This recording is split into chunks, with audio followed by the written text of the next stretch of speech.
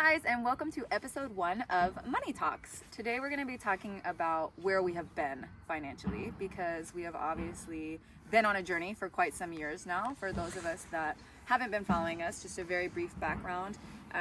My cousin and I started traveling about 6 years ago, and while doing so we started rescuing animals along the way. And eventually we landed in Bulgaria, where we started the Traveling Menagerie Rescue and Sanctuary, and that is who we were up until we moved to Italy. So now we're here in Italy, and the background, up till now financially, I have funded the sanctuary in full with my military pension. I am a retired, a disabled USAF veteran. So I do collect a full pension, which has enabled us to provide for the animals in our care, pretty much with no outside help. We've really never done any fundraising. In fact, we often were declining donations and asking people to send it to other rescues that had more need than we did at that time. I took a lot of pride in that, to be honest. I really liked that we were self-funded. I felt it gave us some freedom, and I feel really strongly moving forwards that we need to, as much as possible, be able to also get back to that. I think socially responsible nonprofits do seek to do as much as possible to fund from within, so that things like donations and fundraising is able to do the extra, kind of the improving quality of lives of our animals rather than solely just maintaining. However, reality check, everyone. When you buy a farm in Italy and you have 100 animals on it and are growing, you definitely need a little bit of a financial rewiring. So that is where we are kind of now. We bought the farm in cash. Huge thanks to my amazing parents who used my inheritance for this, but we also had numerous friends of mine and other family members who invested in this farm. So this was not a single person or even just a single family. This has been a joint project from the beginning, and we are so grateful to the people that have invested. So we did buy the farm in cash. We then went and had to build our kennels. Those are required by law. Under Italian law, we had to meet very stringent EU shelter standards because we have to be licensed because of the number of dogs that we have on the property, which, by the way, is about 59. So that was an enormous undertaking. It cost a significant amount of money, far more than we were actually prepared for from the beginning, because the early quotes were one thing, and then by the time we had to meet all these different requirements, every time we would submit a plan, then we would basically get told that, okay, but you need to add one more thing. So like we started out, we needed this many kennels, and then suddenly we also needed quarantine kennels, and then suddenly we needed a vet room, and then we needed a toilet, which is really fascinating to me because nobody uses the toilet at the kennels. I mean, the dogs don't use it, but we needed a toilet. We needed a storage room. We needed, we're in an earthquake zone. We needed a certain amount of cement because we had to fulfill certain requirements. Then the cement guy screwed up, and then we had to pay for a fix. The kennels themselves had to meet a certain level of strength. Again, earthquake zone and dogs.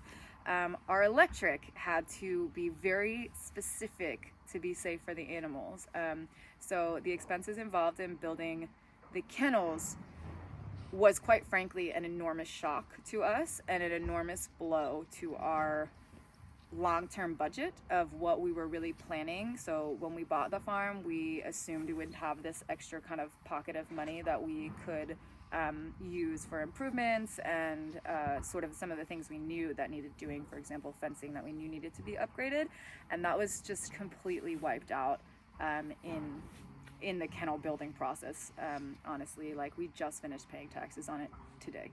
Like, we just made the final tax payment where everything is now officially done for that.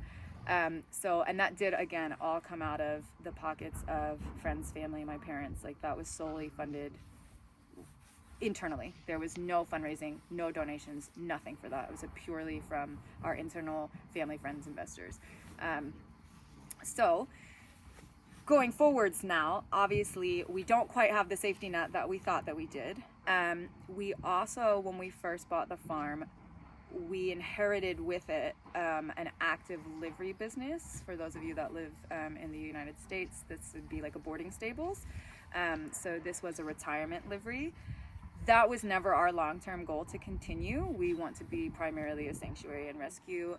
We want to be able to host horses that really need it for the long-term safety. So we have dropped off some of those clients. We've kept quite a few of them. They're lovely people with lovely horses, and they are fully retired. So this has been some of these horses' homes for like 12 years. And obviously they will remain with us in the long term. But the fees that they pay as livery clients does not cover the cost of running the farm, and my military pension is not able to sustain us. This is a 50-acre farm now. We have many facilities. We have 5 different stable blocks. We have 2 houses. We have the tack room. We have a full functioning barn. We welcome volunteers. We also have visitors that come a lot. So the cost of maintaining the property in and of itself are enormous. Just the property, just the pasture maintenance, the electric, the water, the Wi-Fi. And that doesn't include feeding the horses, feeding the dogs, feeding the cats, feeding the goats, feeding the chickens. Is that all the species that we have? Donkeys, the mule, the hinny. We have a cow coming in. So it is. It's a huge financial undertaking, and I'm going to be totally honest. We were not really fully prepared for it. We thought we kind of knew what we were getting into, and I think if we had done this in a different country, we might have been better prepared. But Italy is beautiful, wonderful.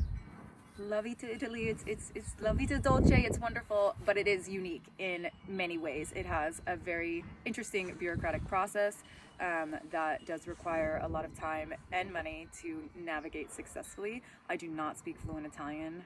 I understand a lot, but I don't speak very well. And so that means that we also have to have somebody on staff who does speak Italian fluently to get us through all of the legalizations and the regulations and keeping those kind of things up. I mean, even just registering our horses, as they come in, that has to be somebody who speaks Italian, because they don't speak Italian and I don't speak enough. So again, just a lot of things that we really didn't think about. And so our goal with this is to share that with all of you, because we get contacted all the time from people who say, you're living my dream and this is what I want to do. I want to open an animal sanctuary. I want to move to Italy or some foreign country. And we want to share all of the things that we've learned along the way, because as prepared as we thought that we were, we just weren't. I don't think you can ever truly be prepared for something like this. It's just not the kind of thing that you can ever really wrap your head around until you're in it. But the least we can do is share that with other people, our journey and what we've learned and where we've messed up, because we definitely have, and what we could have done better, what we are doing better. And then of course we want to share now, starting at kind of ground zero, which is where we really are right now, what our plans for the future and how we're going to hopefully start self-funding, because we do, again, I really believe that nonprofits, socially responsible nonprofits, should generate as much income from within as humanly possible, so that they're not dependent on economic whims, if you will, and the donations and fundraising all of the time. We should be able to support the farm in and of itself by itself, and then everything that comes in extra should just be improvements for the animals in our care. So we want to share that. I'm gonna have to look at which is horses. Zima, teeny tiny, T. Thank you, Wazzy, for not going under the thing. One well-behaved dog. Zima, come. Come on. You don't need to guard them from me. For them, me from them. Outtakes. Okay, so I've totally lost my train of thought. Thank you for joining us. So thank you for joining us for this first episode. I hope you appreciate knowing a little bit more about where we came from and why we are where we are now. And so stay tuned for where we're going. Please hit us up with any questions that you have, because the more questions that you ask, the better that we can share. And also, as usual, please like, share, subscribe. Let your friends know about us, and if you have any extra funds to help us out of the little mess we've made, please feel free to donate. There'll be a link in the bio. So thanks again, guys, and stay tuned for episode 2 of Money Talks coming soon.